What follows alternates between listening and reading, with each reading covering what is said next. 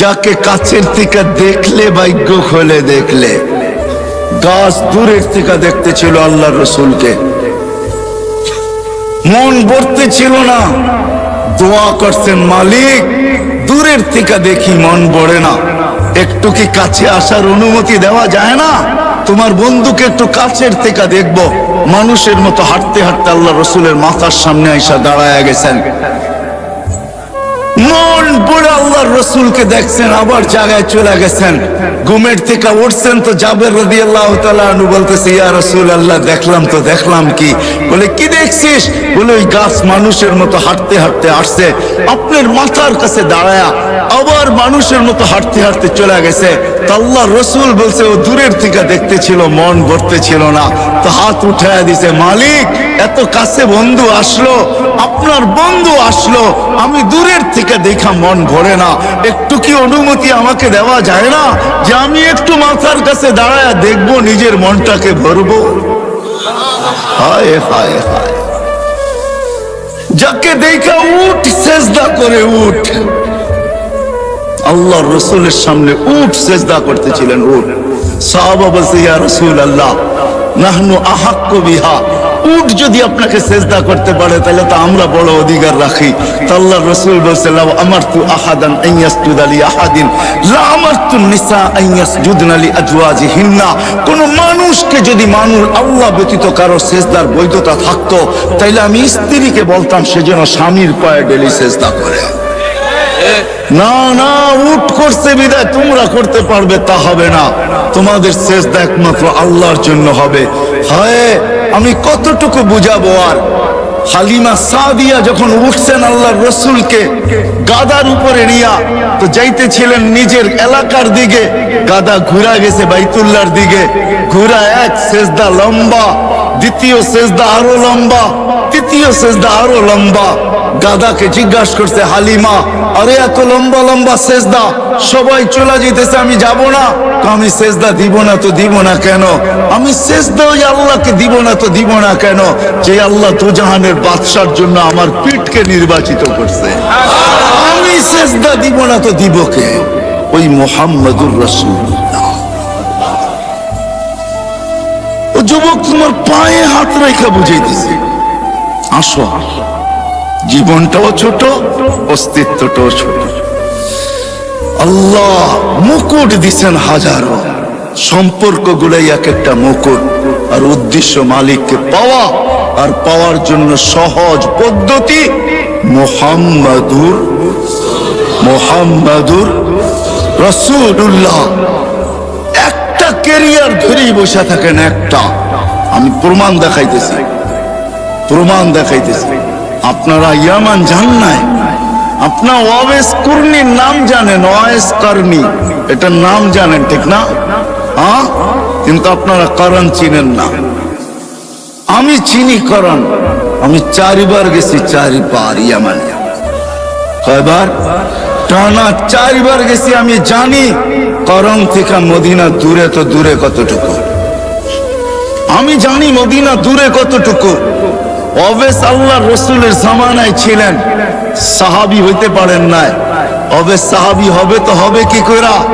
মাকে রাইখা যাবে তো রাইখা যাবে কার কাছে? মাকে ঘুম পাড়াবে তো ঘুম পাড়াবে কে? মাকে খাওয়াবে তো খাওয়াবে কে? ঘুমের থেকে উঠাবে তো উঠাবে কে? মার গোসল করাবে তো করাবে কে? মার সেবা করবে করাবে তো করবে কে? অবেস মাকে ছেড়া যান নাই, কেননা এটাও আল্লাহ রসুলের আদর্শের একটা আদর্শ যে মা আর বাবা, এটাও আল্লাহ রসুলের একটা আদর্শ। অবেস মাকে ধরা পড়া ছিল, সাহাবী হওয়ার সুযোগ পায় নাই, একটা আদর্শকে ধরা পড়া ছিল।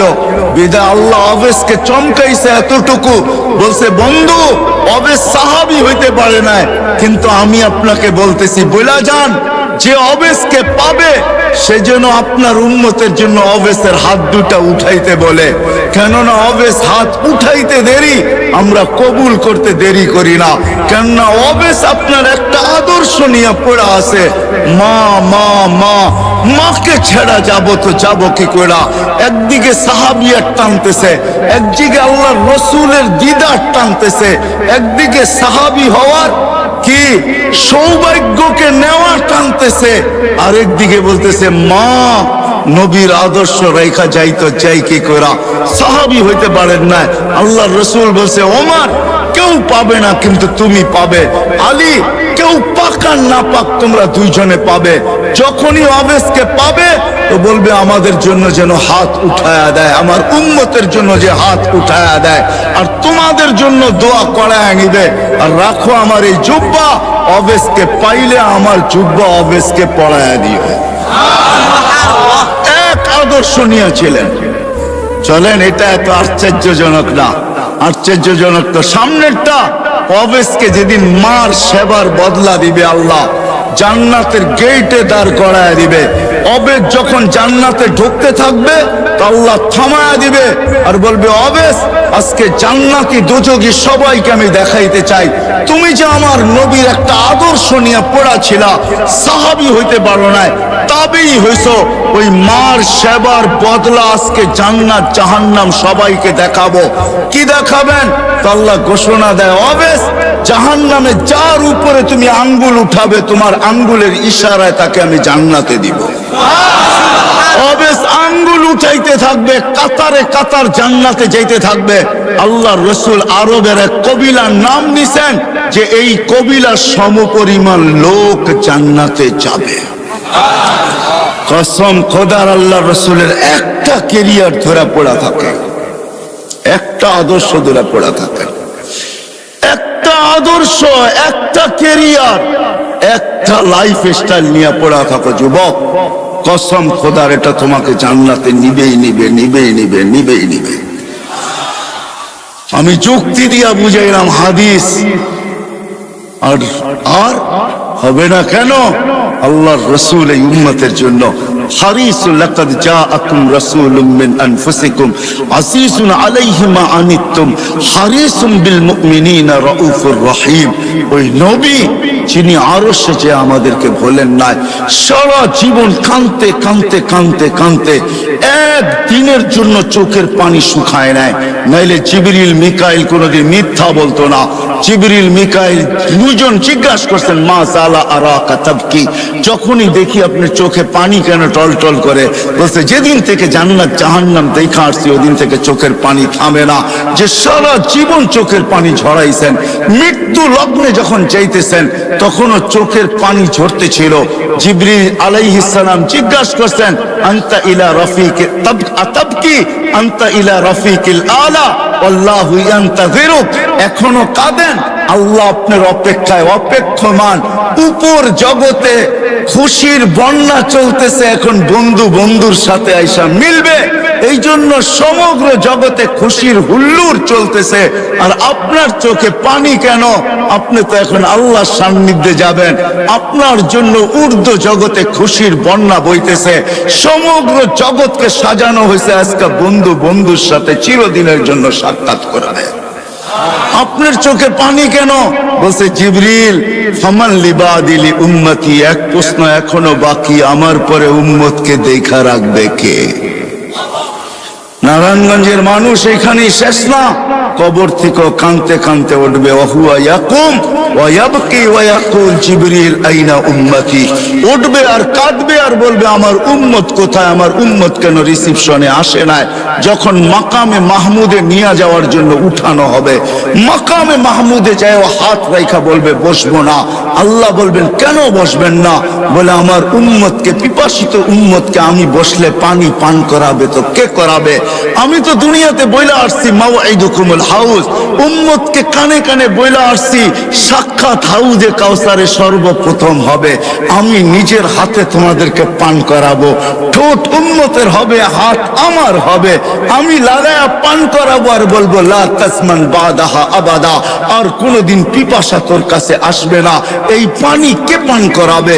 তারপরে পুলসেরাতে মিজানে দৌড়াবো, পাল্লা যদি সামনে না ঝোঁকে তো এখানে দাঁড়াই হাত উঠাবো আর চিৎকার দিয়া বলবো, আমা কুলতালি, আপনি কি আমাকে বলেন নাই সাউফা ইউতিকা রাব্বুকা ফাতারদা, আপনাকে রাজি করে ছাড়বো, আমার উম্মতের পাল্লা সামনে চোখে না আমি রাজি হব তো হব কি কইরা, এরকম ভাবে সুপারিশ করে পাল্লা সামনে ঝুঁকাবো, আবার ছুটবো পলসে রাতে, কেউ ওইখানে ফাইসা গেল কিনা, যদি ফাইসা যায় থাকে তো দুরুদের গাঁঠি নিজের মাথায় কইরা নিব, উম্মতের মাথায় রাখবো, যেগুলো আমরা দুনিয়াতে আজকে পড়তেছি, আর দুরুদের গাঁঠি দিয়া বলবো ফাবুরু সালিমিন, যাও তুমি শান্তির সাথে পার হয়ে যাও, আমি বসবো না।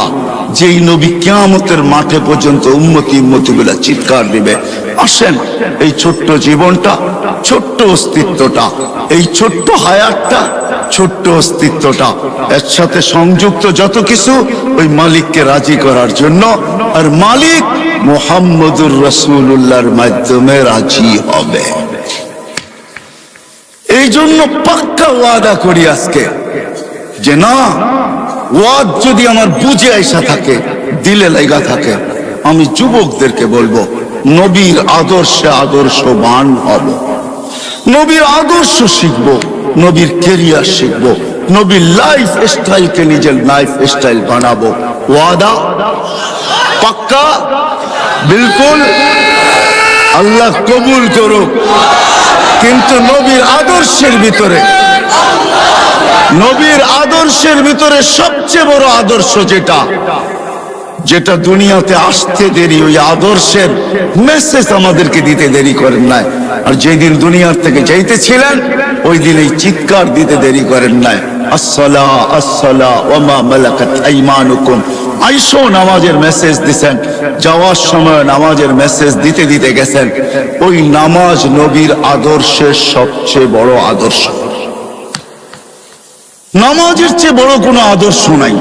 এই জন্য আজকে ওয়াদা করব যে আজকের থেকে নামাজ কোনো অবস্থায় ছাড়ব না, পাক্কা, আল্লাহ কবুল করুক, নামান।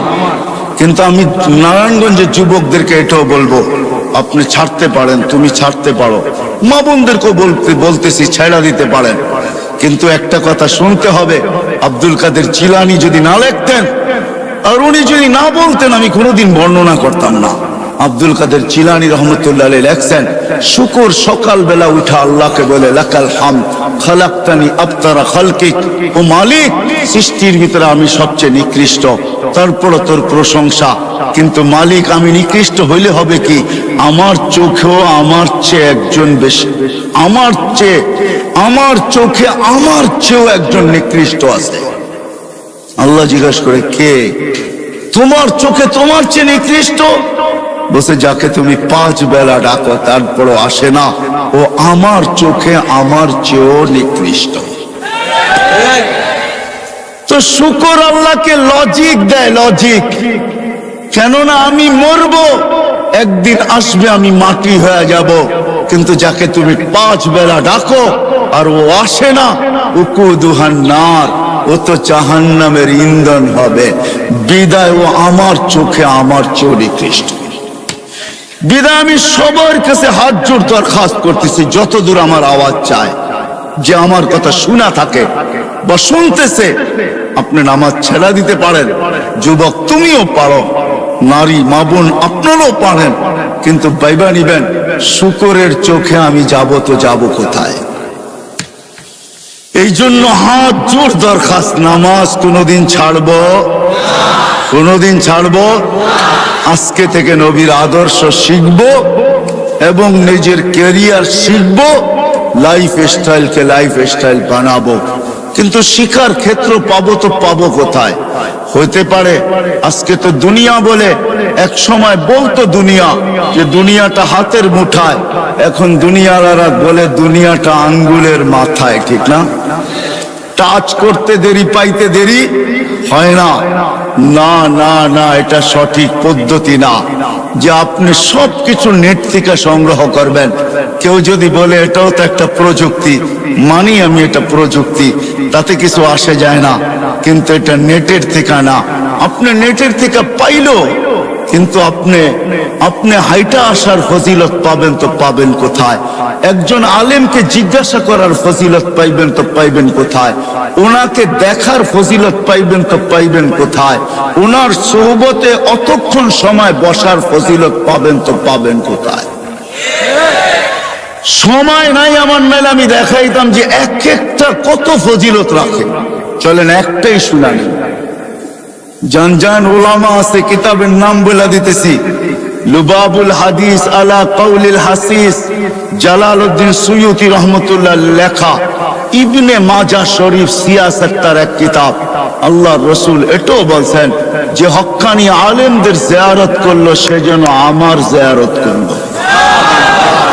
আরেক রিওয়ায়াতে আছে হাইয়ান, আমাকে জীবিত দশায় দেখলে যেরকম জিয়ারত হতো ওরকম জিয়ারত যেন তার সওয়াব সে পাবে। বিদে আপনি নেটের থেকে এটা পাবেন তো পাবেন কোথায়? ঠিক না? কই পাবেন? এই জন্য শেষ কথা, আসেন এতগুলা মসজিদের উলামায়ে কেরাম আপনাদেরকে জমা করছেন, আর সবাই হক্কানি আলেম, এদের কাছ থেকে নবীর জিন্দেগি শিখি, লাইফ স্টাইল শিখি, আল্লাহকে রাজি করি, মনের আশা আল্লাহ পুরা করবে, এটা আল্লাহর ওয়াদা। কেননা আল্লাহ ওইখানে যদি পুরা করে, মা তাস্তাহি বলছেন আল্লাহ কোরআনে, মা তাস্তাহি আনফুসুকুম, মনটা এইখানেও যেরকম ওইখানে ওরকমই থাকবে। বোঝা গেল মনের আশা আল্লাহ পুরা করবে। আল্লাহ আমাদের সবাইকে আমল করার তৌফিক দান করেন। ওমা আলাইনা ইল্লাল বালা। আমাদের অস্তিত্বটাও ছোট, 6 ফিট 6.5 ফিট, এটা হলো আমাদের অস্তিত্ব। 7 ফিটের খুব কমই লোক এখানে পাওয়া যাবে যারা একত্রিত হয়েছি। মনে হয় না কেউ 7 ফিট হবে, বেশির থেকে বেশি 6.5 ফিট, 6.25 ফিট। তো অস্তিত্বটাও কিন্তু আমাদের ছোট। আমার কথা বোঝেন তো? সুরটুর কিন্তু হবে না, এটা আগের থেকেই বুঝা বসতে হবে যে খুব সুর হবে। সুর আমার কাছে নাই, কোত্থেকে দিব? বিদায় এরকম কথা হবে, দিলের কানে শুনলে আশা করি বুঝে আসবে। অস্তিত্বটা আমাদের অনেক ছোট, 6 ফিট 6.5 ফিট 6.25 ফিট, কিন্তু 7 ফিট খুব কম। আবার যারা একটু বেশি লম্বা হয় এরকম লোকের সংখ্যা খুব কমই। যেমন অস্তিত্বটা ছোট, এরকম আমাদের বয়সটাও ছোট, 60-70 বছর। অস্তিত্বটা ছোট ছিল, যদি বয়সটা একটু ছোট হইতো তাইলেও হয়তো মনটাকে বুঝাইতে পারতাম যে অস্তিত্বটা ছোট কিন্তু বয়সটা অনেক বড়। কিন্তু অস্তিত্ব যেমন ছোট, বয়সটাও তেমনই ছোট। 60-70 বছর এটা একটা বয়স হইল, কি বলেন? দেখতে দেখতেই তো 15টা বছর কেটে যায়, তারপরে যে প্রাপ্ত বয়স্ক হয়। অস্তিত্বটা যেরকম ছোট, আমাদের বয়সটাও তেমনই ছোট। কিন্তু অস্তিত্ব ছোট, বয়স ছোট হলে হবে কি? তাতে কিছু আসে যায় না। এই ছোট্ট জীবনটা কিন্তু, আর এই ছোট্ট অস্তিত্বটাকে আল্লাহ শত না হাজারো মুকুট দ্বারা সাজাইছেন। মুকুট বোঝেন? মাথায় মুকুট পড়ে না? আল্লাহ কিন্তু মুকুট দ্বারা সাজাইছেন। শত না হাজারো মুকুট দ্বারা আল্লাহ এই ছোট্ট অস্তিত্বটা আর ছোট্ট জীবনটাকে সাজাইছেন। চলেন 2-1টা দেখা যাক কেমন মুকুট দিয়ে আল্লাহ আমাদেরকে সাজাইলেন, নাইলে আমার আগের কথা বুঝে আসবে না। আর এখন বুঝা দরকার হলো বুঝা। বুঝা ব্যতীত কোনো জিনিস যতক্ষণ পর্যন্ত দিলে না গাঁথে ততক্ষণ পর্যন্ত করা সহজ হয় না। যদিও প্রতিনিয়ত প্রতিদিন নারায়ণগঞ্জের কবরস্থান ভরতেছে, মৌত এটা সত্য জানি, কিন্তু দিলে গাঁথে নাই।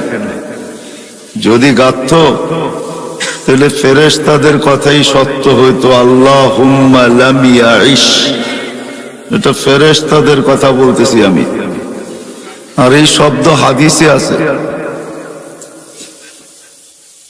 ফেরেশতারা এই কথা কোনোদিন বলতো না, আল্লাহুম্মা লাম ইয়াইশ ফিদ দুনিয়া, যে আল্লাহ মৃত্যু যদি দিলে গাইথা যায় তাহলে একজনও তো বাস করতে পারবে না, কোনো মজাই পাবে না। বিদায় বোঝা গেল মৃত্যু সত্য, এটা মানি।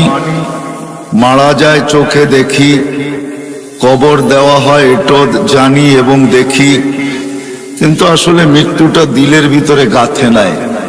যদি গাঁথত তাইলে মনে হয় না আমরা এই ছোট্ট জীবনটায় কোনো মজা পাইতাম, কোনো মজাই থাকতো না, ঠিক না? কি বলেন? হয়তো কেউ কিছু খায়া ঝিমাইতে থাকে, মনে হয় বোঝেন নাই। কেউ কিছু খায়া ঝিমাইতে থাকে, ঝিমায় না? মনে হয় বোঝে নাই যুবকরা। কেউ কিছু খায়া ঝিমাইতে থাকে, আর আমরা হয়তো মৃত্যুর চিন্তায় ঝিমাইতে থাকতাম, ঠিক না? ঝিমানো বোঝেন তো? কেউ কিছু খায়া কিন্তু ঝিমায়, যদিও আমি শব্দটা বললাম না, কিন্তু মাঝে মাঝে দেখা যায় রোডের ডাইনে বামে কেউ বসা বসা ঝিমাইতেছে, ঠিক না? আমরাও সবাই মৃত্যুর চিন্তায় ঝিমাইতে থাকতাম। যা হোক, জীবনটা ছোট, অস্তিত্বটাও ছোট। সাজাইছেন আল্লাহ হাজারো মুকুট দিয়া। যুবকের যৌবনটাও কিন্তু একটা মুকুট। যার নাই ওকে জিজ্ঞাসা করেন কি নাই। স্বাস্থ্য যতই থাকুক, সুদর্শন চেহারা যতই হোক, হাট্টা গাট্টা যতই হোক, যত বড়ই পয়সাওয়ালা হোক, সব কিছু মানি, কিন্তু যদি মুকুট না থাকে যৌবন, তাহলে হারবাল, কলিকাতা হারবালে যাবে আর আসবে, ঠিক না? মুকুট কেউ ফিরে দিতে পারবে না। যুবকের যৌবনও কিন্তু মুকুট। কেমন মুকুট? যদি মুকুট না হইতো তাহলে আল্লাহ কোনোদিন এই কথা বলতেন না, যুবক তোর যৌবন মুকুট। কেমন মুকুট জানিস? হায় হায়, তুই আরশের নিচে বৈশা মেলা দেখবি, তোর আরশের নিচে চলতে থাকবে মেলা, আর তুই থাকবি ওই মেলায়, আর আরশের বাহিরে হইতে থাকবে হিসাব কিতাবের খেলা। সাবআতুন ইয়াযিল্লুহুমুল্লাহু তাহতা যিল্লি শাবুন নাশা ফি ইবাদাতিল্লাহ। তাহলে আল্লাহ কোনোদিন এই কথা বলতেন না। যৌবন যদি একটা মুকুট না হইতো তাহলে যুবককে আল্লাহ এই কথা বলতেন না, যুবক আরশের নিচে আমি ওই মেলায় তোকে স্থান দিব, যেই মেলায় 7 শ্রেণীর লোক ওই মেলায় থাকবে, ওরা মেলায় বিভোর থাকবে, আর আরশের বাহিরেই খেলা চলতে থাকবে, যেটাকে হিসাব কিতাব বলে। তাইলে এই হাদিস কোনোদিন আসতো না। মনে হয় বুঝাইতে পারি না। যৌবনও একটা মুকুট, কিন্তু বিশাল মুকুট। দুনিয়ার হিসাবও মুকুট দেখাইলাম, আবার আল্লাহ প্রদত্ত মুকুট। যৌবন যদি মুকুট না হইতো তাহলে হাদিসে কুদসি কোনোদিন আসতো না।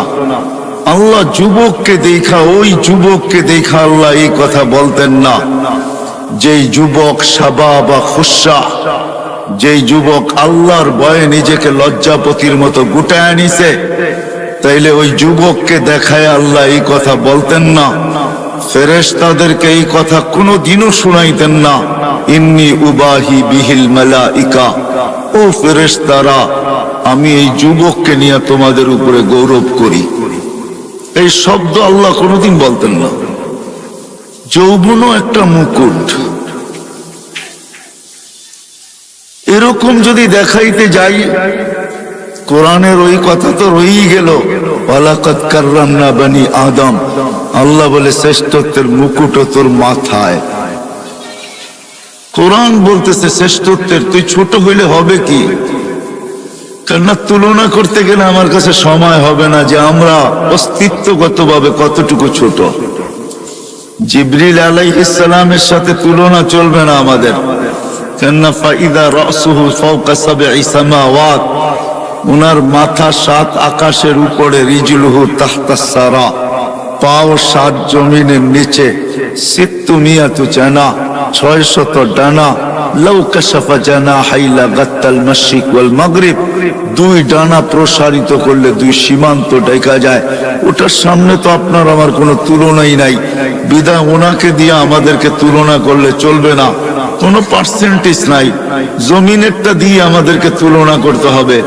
জমিনেরটা দিয়ে তুলনা করতেও যদি যাই, তাহলে পাওয়া যায় সুলাইমান আলাইহিস সালামের দাওয়াতে যে মাছ আসছিল সর্বপ্রথম, উনি জমিনের প্রাণীকে একবেলা খাওয়াইতে চেয়েছিলেন, অনুমতি আল্লাহ দিয়া দিছিলেন।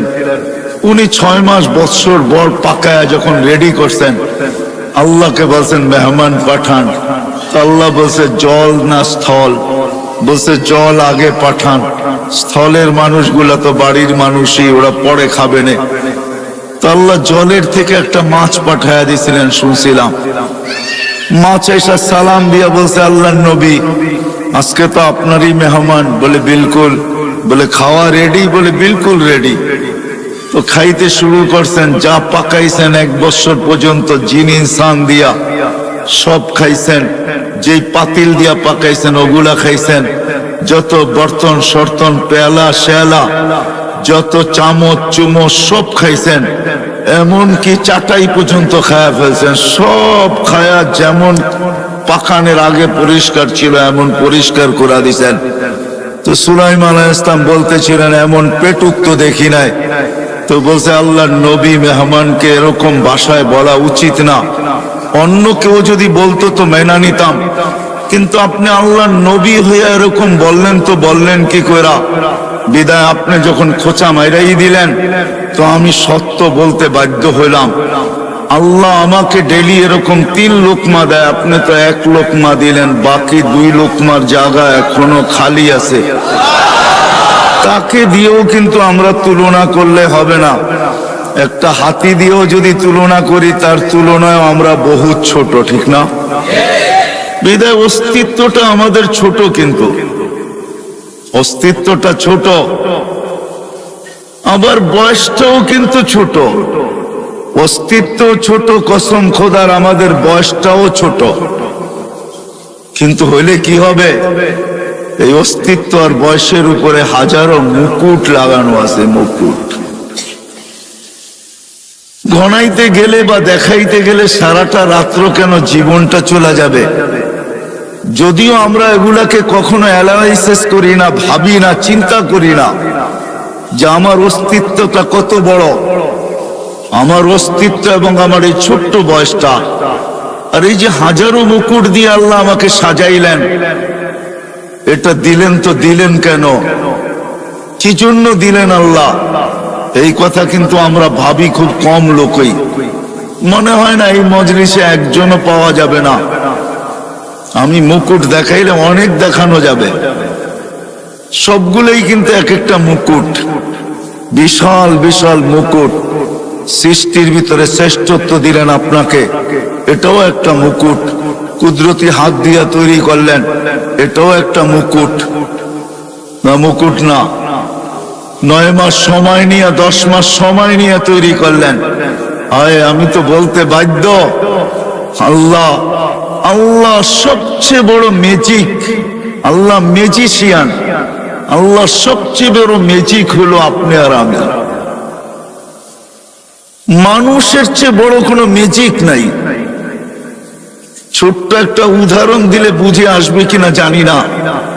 যদি এই ময়দান কেন, বাংলাদেশের বিশাল থেকে বিশাল ময়দান যদি নেওয়া হয়, আর সমগ্র দুনিয়ার চোখের ডাক্তারদের যদি ডাকা হয়, আর সবার সামনে যদি একটা ছোট্ট প্রশ্ন রাখা হয় যে 100 বৎসর আপনাদের গবেষণা চলতেছে ছোট্ট একটা চোখ নিয়া, আপনি গবেষণায় কতটুকু অগ্রসর হইলেন আর কতটুকু অগ্রসর হওয়া বাকি আছে?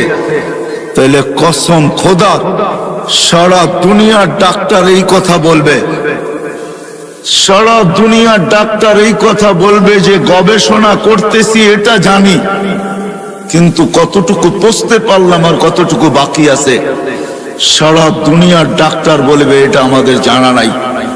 যে আল্লাহ ছোট্ট একটা চোখে এরকম ম্যাজিক ফিট করতে পারে, ওই আল্লাহ কিরকম?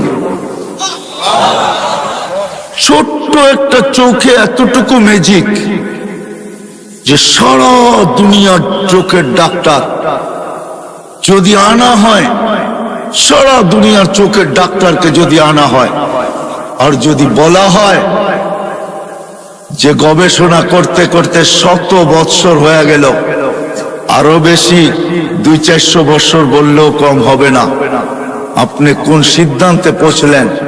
হায় হায়, আল্লাহ সবচেয়ে বড় ম্যাজিক দেখাইছেন মানুষের ভিতরে। সবচেয়ে বড় ম্যাজিক মানুষ, ম্যাজিশিয়ান আল্লাহ। কে ম্যাজিক দেখাইছেন? কে? আল্লাহ। বিদায় আসল কথার দিকে চলে আসে, সময় লম্বা করা যাবে না, এজন্য আসল কথার দিকে চলে আসি যে এই ছোট্ট অস্তিত্ব আর এই ছোট্ট জীবন, এই ছোট্ট অস্তিত্ব আর এই ছোট্ট জীবনের উপরে হাজারো মুকুট, শত না হাজারো মুকুট দেখানো যাবে। হায় হায়, আমাদের সুস্থতাটাও একটা মুকুট। যদি সুস্থতা মুকুট না হইতো তাহলে হাদিসের এই শব্দ কোনোদিন আসতো না। সুস্থতা যদি মুকুট না হইতো, কি আওয়াজ নাই?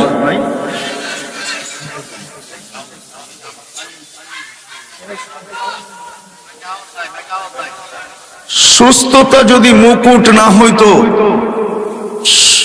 সুস্থতা একটা মুকুট। আরে আজিজও, আওয়াজ হবে কোত্থেকে? নিয়ে আসছেন লিপ টাচ। এটা লিপ টাচ, এটা মুখের সাথে লাগায়া বললে আওয়াজ যাবে, ডাইনে বামে গেলে এটা আওয়াজ যাবে না।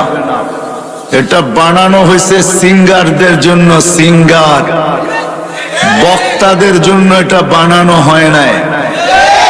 একটু আগে তো শুনতেছিলেন, ঠিক না?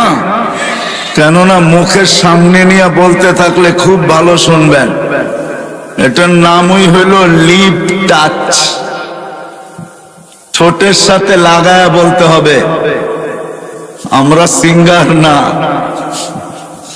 আমরা সিঙ্গারের অপেক্ষায় আছি যে আল্লাহ জান্নাতে সুপার সিঙ্গার দেখাবে, ওটার অপেক্ষায় আছি। আমরা সিঙ্গার না।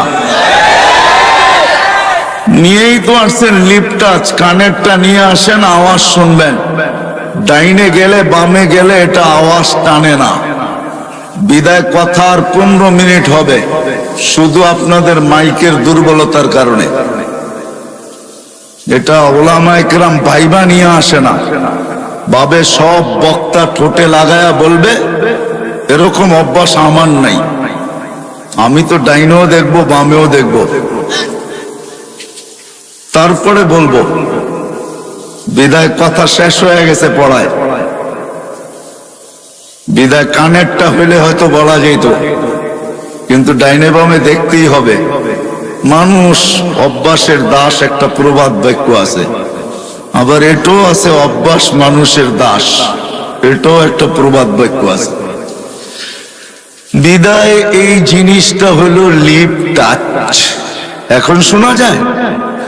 হ্যাঁ, এখন শোনা যাবে। যা হোক, কথার শেষ জায়গায় চলে আসছি আমি। এই ছোট্ট অস্তিত্বটা আর এই ছোট্ট জীবনটা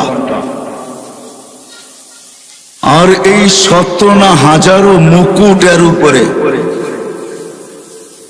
2-4টেই দেখাইলাম। যুবকের যৌবন মুকুট, সুন্দরীর সৌন্দর্য মুকুট। আমাদের প্রত্যেক ব্যক্তির কাছে যা আছে প্রত্যেকটাই এক একটা মুকুট। সব কিছু দিছেন একমাত্র আল্লাহকে রাজি করার জন্য, আল্লাহকে পাওয়ার জন্য, আল্লাহকে খুশি করার জন্য, আল্লাহকে সঙ্গে নেওয়ার জন্য, আল্লাহকে পক্ষে নেওয়ার জন্য। যদি আল্লাহকে রাজি না করতে পারলাম, সঙ্গে না নিতে পারলাম, খুশি না করতে পারলাম, আল্লাহকে না পাইলাম, তাইলে কিন্তু যেইখান থেকে আমাদের যাত্রা কিন্তু জান্নাত থেকে। মানুষের যাত্রা জান্নাত থেকে, আবার মানুষের গন্তব্য কিন্তু জান্নাত। যদি গন্তব্য আমাদের জান্নাত না হইতো, তাহলে বিশেষ করে আল্লাহ মানুষের মনগুলা স্বর্গের আশা দ্বারা কোনোদিন ভরতেন না। মানুষ যেমনই হোক, আরো ছোট নিয়ে আসেন, মানুষের আশা যেমনই হোক, মানুষের আশা যেমনই হোক, মানুষ যত গুনাহগারী হোক, মানুষ যতই আল্লাহর থেকে দূরে হোক, সবার দিলের ভিতরে কিন্তু জান্নাতের আশা আছে। আমার কথা বোঝেন তো? সবার দিলে জান্নাতের আশা। কেননা আমাদের গন্তব্য, আমাদের যাত্রাও কিন্তু জান্নাত থেকে। আমাদের বাবা প্রথম জান্নাতেই ছিলেন, যদিও আমরা জান্নাত থেকে বাহির হয়ে আসছি, কিন্তু আমাদের গন্তব্য জান্নাত। যার কারণে গুনাহগার থেকে গুনাহগারও কোনো না কোনো পর্বে এই কথা বলে যে জান্নাতে যাব, জান্নাতেই যাইতে চায়, স্বর্গেই যাইতে চায়, নরকে কেউ যাইতে চায় না, জাহান্নামে কেউ যাইতে চায় না। বেদা আল্লাহ জান্নাতের আশা দিয়ে আমাদের দিলটা ভরা দিছেন।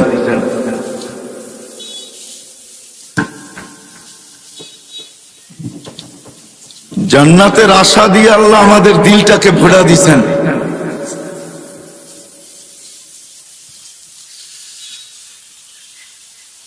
আইলা তো আইলা, হগলতের বাদে আইলা। এটাই সিলেটের কথাটাই সত্য আর কি, বুঝছেন তো? আসলো তো আসলো, কিন্তু সবার শেষে আসলো, আমার হাতে সময় নেই। তো যেটা বুঝাইতেছিলাম, আমাদের অস্তিত্বটাও ছোট, আমাদের বয়সটাও ছোট। হাজারো রত্ন দ্বারা বা হাজারো মুকুট দ্বারা আমরা সাজানো। প্রত্যেকটা এক একটা হাদিস দিয়া পাট পাট দেখানো যায়। বলতেছিলাম সুস্থতাটাও একটা রত্ন, একটা মুকুট। না হইলে হাদিসে এই কথা কোনোদিন আসতো না, আল্লাহ কোনোদিন এই কথা বলতেন না। অসুস্থ ব্যক্তি যখন, মানুষ যখন অসুস্থ হয়, তা আল্লাহ চিৎকার দিয়া বলতে থাকে, উক্তুব আমালাল্লাযী কানা ইয়ামালু ফিস সিহা। সুস্থ অবস্থায় বান্দা বান্দি যে আমল করতে, ওটাকে লিখতে থাকো। তো ফেরেশতা বলে, আল্লাহ কেন লিখবো, কেন লিখবো? করতে তো কেন লিখবো? অসুস্থ, আমল তো করে না। আল্লাহ প্রতি উত্তরে বলে, অসুস্থতা আমার পক্ষ থেকে, বান্দার পক্ষ থেকে না, বিদায় লিখতে থাকো। সুস্থতাটাও কিন্তু, অসুস্থতাটাও একটা মুকুট। যদি না হইতো তাহলে এই হাদিস কোনোদিন আসতো না। আমি হাদিসে কুদসি দিতেছি, আল্লাহর বাণী। আল্লাহ বলে, আনিমুল মারিদি তাসবিহুন। যখন অসুস্থ অবস্থায় আহ আহ করতে থাকে, তো আল্লাহ সুবহানাল্লাহ পড়ার সওয়াব লেখাইতে থাকে। সিয়াহাতুহু তাহলিলুন। যখন অসুস্থতার কারণে চিৎকার দিতে থাকে, তখন আল্লাহ বলে, লা ইলাহা ইল্লাল্লাহর সওয়াব লিখতে থাকো। ফজিলত কি উলামাদের থেকে জেনে নিন, যে লা ইলাহা ইল্লাল্লাহ পড়লে মিলবে কি, কি সওয়াব পাওয়া যাবে, এটা উলামাদের কাছ থেকে শিখা নিলে ভালো হবে। তাইলে অসুস্থতাটাও একটা মুকুট, সুস্থতাও একটা মুকুট। ধনাঢ্য হওয়া একটা মুকুট, আবার দারিদ্র হওয়া, গরিব হওয়াও একটা মুকুট। যদি মুকুট না হইতো তাহলে আল্লাহর রাসূল হাত উঠায় কোনোদিন দোয়া করতেন না, ওয়াহশুরুনি ফি সুমরাতিল মাসাকিন, আল্লাহ গরিবদের সাথে কিয়ামতের দিন আমাকে উঠায়। বিদায় জীবনটা ছোট, অস্তিত্বটাও ছোট, শত না হাজারো মুকুট দ্বারা সাজানো। আসেন আসল কথায়, হাজারো মুকুট শুধু এই জন্যই আল্লাহ দিছেন। আরেক শব্দে বলতে পারেন, মানুষের কাছে যা কিছু আছে, অস্তিত্ব বলেন, হায়াত বলেন, যত কিছু মানুষের সাথে সম্পর্কিত, যত সম্পর্ক বলেন, সব কিছু আল্লাহ আমাকে দিছেন, আপনাকে দিছেন আল্লাহকে রাজি করার জন্য। সবকিছু আল্লাহকে রাজি করার জন্য দিছেন। হ্যাঁ, চাওয়ালা চা বিক্রি করে, ওটাও দিছেন আল্লাহকে রাজি করার জন্য, আল্লাহকে পাওয়ার জন্য। নাইলে এই হাদিস কোনোদিন আসতো না। ও চায়ের ব্যবসায়ী, ছোট ব্যবসায়ী, ক্ষুদ্র ব্যবসায়ী, কিন্তু হাদিস আছে, ইয়াহশুরু মান নাবিয়্যিন ওয়াস সিদ্দিকিন ওয়াস শুহাদা। ও যদি আল্লাহকে পাওয়া যায়, কিছু গাড়ির বহরে যুক্ত হইলে মন খুব প্রফুল্ল হয়, ঠিক না? মনে হয় বোঝেন নাই, ইঙ্গিত বোঝেন? কিছু গাড়ির বহরে যদি নিজের গাড়িটা যুক্ত করা যায় তাহলে খুব ভাব আসে, ভাব, ঠিক না? ওই চাওয়ালাও যদি আল্লাহকে রাজি করতে পারে তাহলে কিয়ামতের দিন আল্লাহর রাসূলের পাশে দাঁড়াবে, পাশে নবীদের পাশে দাঁড়াবে। ভাবেন ওর ভাবটা কিরকম হবে। আমি শব্দ চেঞ্জ করে দিলাম, হয়তো আপনারা বুঝতেছিলেন না। আমাদের এই ছোট অস্তিত্বটা এবং এই ছোট্ট বয়সটা, এর ভিতরে যা কিছু আমাদের সাথে সংযুক্ত, সব আল্লাহকে রাজি করার জন্য, আল্লাহকে পাওয়ার জন্য। আর একটা কথা কানে বসায় নেই, দিল এইখানে বসায় নেই, আল্লাহ পাওয়া ছাড়া দুনিয়া কাটবে বটে, দুনিয়া কাটবে, এটাই সত্য। প্রমাণ, কেননা জন্ম লগ্নি আল্লাহ কানে বলে দিছেন, হুয়াল্লাযী খালাকাকুম সুম্মা রাযাকাকুম, হুয়াল্লাযী খালাকাকুম সুম্মা রাযাকাকুম। ওই আল্লাহ যিনি আমাদেরকে অস্তিত্ব দিছেন, ওই আল্লাহ যিনি আমাদেরকে অস্তিত্ব দিছেন, উনি প্রত্যেক ব্যক্তিকে লালন পালন করবেন, এটা আল্লাহর ঘোষণা। কিন্তু যদি মালিককে জিজ্ঞেস করি কতদিন করবেন, তো মালিক নিজেই জবাব দিতেছেন, ইলা আজালিম মুসাম্মা, একটা সময় পর্যন্ত করব। তারপর মালিক সুম্মা খাজনাহু বাকতা ওয়া কাযা, আল্লাহ 7 ঘন্টা টানা ডাকবে। আর কি বইলা ডাকবে? নারায়ণগঞ্জের মানুষ, দুনিয়ার মানুষ আসামিকে ধরার জন্য খোঁজে, আমি তোকে মাফ করার জন্য খুঁজি। দুনিয়ার মানুষ শাস্তি দিয়া মজা পায়, আমি মাফ করা মজা পাই। দুনিয়ার মানুষ শাস্তিতে অভ্যস্ত, আমি মাপে অভ্যস্ত। দুনিয়ার মানুষ শাস্তিকে ভালোবাসে, আমি মাফ করাকে ভালোবাসি। দুনিয়ার মানুষ শাস্তিকে ক্রেডিট মনে করে, আমি মাফ করাকে ক্রেডিট মনে করি। এই শব্দ দিয়া 7 ঘন্টা ডাকবে। বলেন এখানে কয়জন আছি আমরা? এটা শব্দ দিয়া যথেষ্ট। কয়টা শব্দ? কয়টা? সুবহানাল্লাহ একটা শব্দ, আলহামদুলিল্লাহ একটা শব্দ। উলামাদেরকে জিজ্ঞাসা করেন, সুবহানাল্লাহ আলহামদুলিল্লাহ তামলাউ মা বাইনাস সামাই ওয়াল আরদ, সৌরজগৎ বেড়া যায়, কিন্তু সমগ্র সৃষ্টি মিলে গুনাহ দিয়া ভরা যাবে না। কিন্তু আল্লাহ বলে, ওয়ালাউ বালাগাত যুনুবুকা ইনানাস সামা, তুই একাও যদি ভরা দিস, আর শুধু ভরিস নাই, আকাশ ভেদ করে যদি উপরও চড়ায় দিস, তুই মাপ চাইতে দেরি, আমি মাফ করতে দেরি করব না। ওয়ালা উবালি আমার পরোয়া হবে না, আমি তাকায় দেখবো না তুই কত গুনাহ করছিস। শুধু 5 টাইম ডাকে না, 5 টাইম আল্লাহ আমাদেরকে ডাকে না। ওইখান থেকে বাহির হয়ে গেছি, যদি আল্লাহ আমাদের মতনই হইতেন, বাধ্য করতেন, হায় হায়, তাহলে 5 টাইম 7 ঘন্টা রাত্র, এই শীতের রাত্রে 7 ঘন্টা আল্লাহ ডাকবে আর কেউ আসবে না, এটা কোনোদিন সম্ভব ছিল না। ছিল? হ্যাঁ, আল্লাহ কে? কি আল্লাহ শুধু আল্লাহ? হ্যাঁ, আল্লাহ কে? রফা আসসামা বিগাইরি আমাদ, আল্লাহ উনি যিনি খুঁটি ছাড়া আকাশকে দাঁড়া করাইছেন। আল্লাহ কে? বাসাতাল আরদা আলা মাইল জামাদ, যে পানির উপরে জমিনকে বিছাইছেন। আল্লাহ কে? জাআলাল জিবালা আওতাদা, যে পাহাড়কে প্যারাক বানায় দিয়েছেন, উনি আল্লাহ। শুধু পাহাড়কে প্যারাক বানান নাই, 99টা পদের মালিক যিনি আল্লাহ, উনি ডাকে। কিন্তু সাড়া দেয় তো দেয় কয়জন? কয়জন আমরা সাড়া দেই? আল্লাহ কিচ্ছু বলেন না, কেন আল্লাহ জানেন সীমা রেখা তোমাকে দেওয়া আছে, আসতে দেরি, তোমাকে উঠাইতে দেরি করব না। বিদায়ী ছোট্ট অস্তিত্ব আর ছোট্ট জীবনটা, এর সাথে সংযুক্ত যা আছে সব দিছেন মালিককে রাজি করার জন্য। যতক্ষণ পর্যন্ত মালিক রাজি না হবে, তো গন্তব্য আমাদের যাত্রা যেখান থেকে আর মনে আসা যেটা, ওই জান্নাত কোনোদিন পাওয়া সম্ভব হবে না। বুঝাইতে পারলাম? এতটুকু বুঝে আসলো?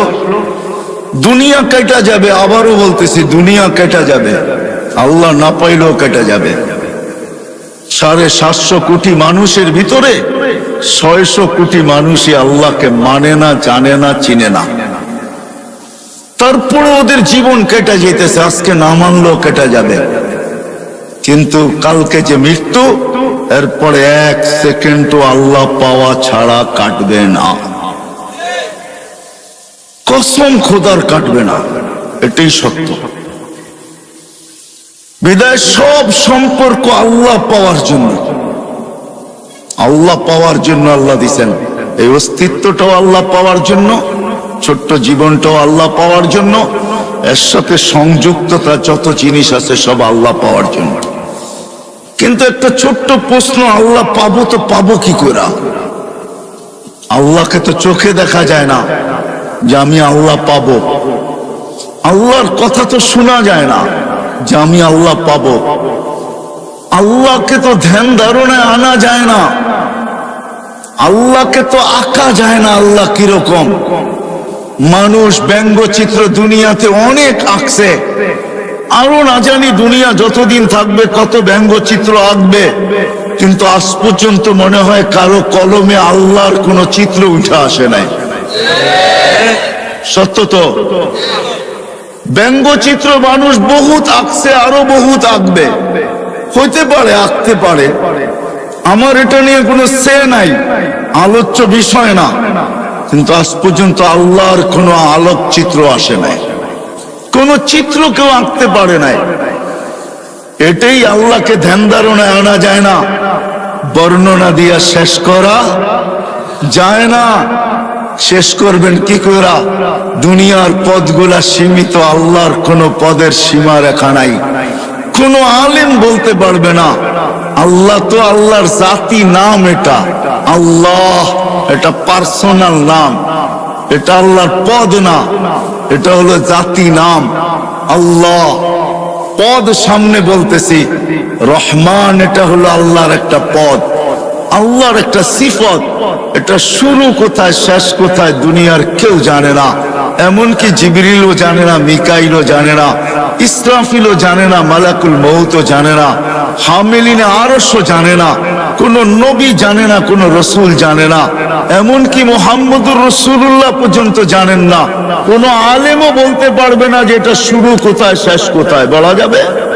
হ্যাঁ, তো আল্লাহ তো একটা পদের মালিক না, রহমানও একটা পদ, রহিম, মালিক, কুদ্দুস, সালাম, মুমিন, মুহাইমিন, আজিজ, জব্বারুল মুতাকাব্বিরুল খালিকুল বারিউল মুসাব্বিরুল গফফারুল কাহ্হারুল ওয়াহ্হাবুর রাজ্জাকুল ফাত্তাহুল আলিমুল কাবিদুল বাসিতুল খাফিদুর রাফিউল মুইজ্জুল মুযিল্লুস সামিউল বাসীরুল হাকামুল আদলুল লতীফুল খাবীরুল হালিমুল আযীমুল গফুরুশ শাকুরুল আলিয়ুল কবীরুল হাফিজুল মুকিতুল হাসিবুল জলিলুল করিমুর রাকিবুল মুজিবুল ওয়াসি আল হাকিমুল ওয়াদুদুল মজিদুল বাঈসুশ শাহীদুল হকুল ওয়াকিলুল কবিয়্যুল মতিনুল আলিয়ুল হামিদুল মুসি আল মুবদি আল মুঈদ আল মুহয়ি আল মুমিত আল হাইয়্যু আল কাইয়্যুম আল ওয়াজিদ আল মাজিদ আল ওয়াহিদ আল আহাদ আল সামাদ আল কাদির আল মুক্তাদির আল মুকদ্দম আল মুআখ্খার আল আউয়াল ওয়াল আখির আল যাহির ওয়াল বাতিন আল ওয়ালি আল মুতাওয়ালি আল বাররু তাওয়াবুল মুনতাকিম আল আফু আর রাউফ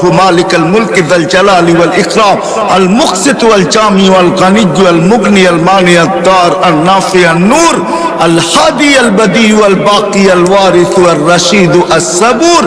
99টা পদের মালিক আল্লাহ। ওই আল্লাহকে রাজি করব তো করব কি কইরা? ততক্ষণ পর্যন্ত সম্ভব হবে না। কিন্তু প্রশ্ন উঠায় দিলাম আমি যে আপনাকে রাজি করব তো করব কি কইরা? তো আল্লাহ এটার সলিউশন দিতেছেন। নাইলে কোরআনে এই কথা আল্লাহ কোনোদিন বলতেন না। আল্লাহ সলিউশন দিতেছেন, মান আতা আর রাসূল ফাকাদ আতা আল্লাহ। আল্লাহ বলে আমার বন্ধুকে পাইলি আমাকে পাওয়া যাবে। আমার বন্ধু খুশি আমি খুশি, আমার বন্ধু পক্ষে আমি পক্ষে, আমার বন্ধু রাজি আমি রাজি, আমার বন্ধু খুশি তো আমি খুশি, আমার বন্ধু হা বলবে তো আমিও হা বইলা দিব। শুধু হা বলবো না, যেখান থেকে যাত্রা যেটা বুকে আসা ওইটাও হাতে উঠায় দিয়া দিব। নাইলে কোরআন এই কথা কোনোদিন বলতেন না। ১৬ লক্ষর ব্যাপারে কোরআন এই কথাই বলছেন, কুল্লুন ওয়াদাল্লাহুল হুসনা। আল্লাহ বলে নবীজি সাহাবী আপনাকে রাজি করছে, আপনি এদেরকে শোনায় দেন আমি শুধু রাজি না, প্রত্যেকের ব্যাপারে আমি জান্নাতের ওয়াদা দিলাম, জান্নাত দিয়া দিলাম। সাহাবারা আল্লাহর রাসূলকে রাজি করা শুধু মডেল হন নাই, মডেল 1500 মেডেল দিছেন আল্লাহ ওনাদেরকে, মেডেল বুঝেন কয়শো? 1500। কোরআনে 1500 আয়াত আছে সাহাবাদের শানে, এক একটা মেডেল। বিদায় আমি কথার জায়গায় চলে আসছি, আল্লাহকে আল্লাহ রসুলকে রাজি করলে আল্লাহ রাজি হয়ে যাবে। এটি আল্লাহর কি ওয়াদা বলে প্রমাণ। তাহলে এইখানেও হাজি আছে আমার পিছনে, এই দিকেও আছে হাজি। যারা আল্লাহ রসুলের কবর রওজায় জিয়ারত করেন, জিয়ারতের সামনে আল্লাহর রসুলের মাথার উপরে একটা আয়াত লেখা আছে, যেখান থেকে ছিদ্রটা, ওই ছিদ্রটার উপরে একটা আয়াত লেখা আছে।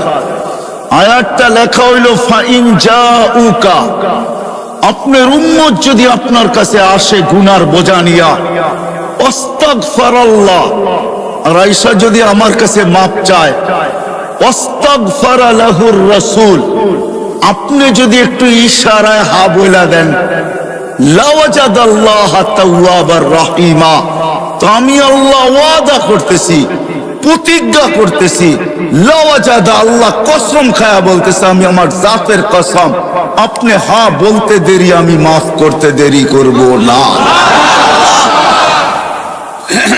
তাহলে আমি আমার কথার জায়গায় চলে আসছি। ছোট্ট জীবন, ছোট্ট অস্তিত্ব, সম্পর্ক হাজারো, সবকিছুর উদ্দেশ্য আল্লাহ পাওয়া। আর আল্লাহ পাওয়ার জন্য সহজ মাধ্যম, সবচেয়ে সহজ মাধ্যম মুহাম্মাদুর রাসূলুল্লাহ সাল্লাল্লাহু আলাইহি ওয়াসাল্লাম। আল্লাহর রাসূলের গোলাম হইলেই হবে। বিদায় নারায়ণগঞ্জের মানুষ যদি বুকের আশাটা পুরা করতে চাই, যুবক, তুমি যদি বুকের আশাটা পুরা করতে চাও, বুকের আশাটা পুরা করতে চাও, তাহলে আল্লাহ রসুলের আমি দু একটা কাহিনী দিব। যদি আপনাদের দিলে লাগে, ওই রসুল যার পেশাব যদি ভুলে পান করে, পেশাব, উম্মে আয়মান আল্লাহ রসুলের পেশাব ভুলে পান করে ফেলছেন। আল্লাহ রসুল, বুখারীতে আছে, আল্লাহ রসুল পেশাব করছেন রাত্রে কোন পাত্রে।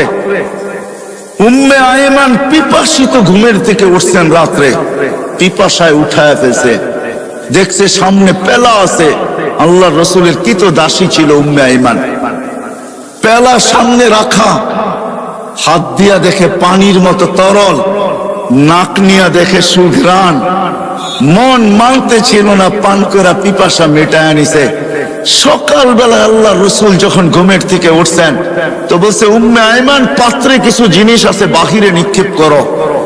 তো বলে ইয়া রাসূল আল্লাহ, ওটা রাত্রেই করে দিছি। তো বলছে করছিস তো করছিস কোথায়, কোথায় করছিস?